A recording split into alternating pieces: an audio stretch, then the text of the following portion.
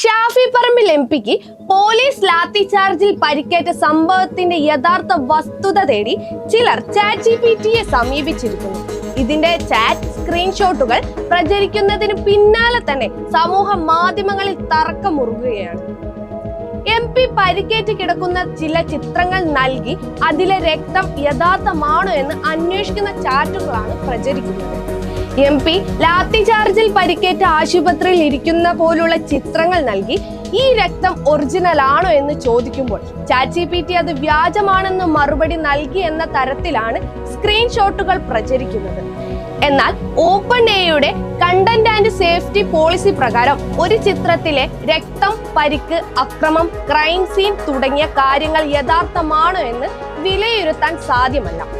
അത്തരം സെൻസിറ്റീവായ ഒരു വിഷയത്തിൽ, പ്രത്യേകിച്ച് മെഡിക്കൽ ഫോറൻസിക് സ്വഭാവമുള്ള ചിത്രങ്ങളെ വിലയിരുത്താനോ അന്തിമ നിഗമനത്തിലെത്താനോ ChatGPT പോലുള്ള AI മോഡലുകൾക്ക് കർശനമായ നിയന്ത്രണമുണ്ട്. OpenAIയുടെ നിയമം അനുസരിച്ച് രക്തം വാർന്നൊഴുകുന്ന ദൃശ്യങ്ങൾ, അക്രമം, ട്രോമ തുടങ്ങിയവയെ വിശകലനം ചെയ്യാനോ ഒരു നിഗമനത്തിലെത്താനോ അനുവദിക്കില്ല.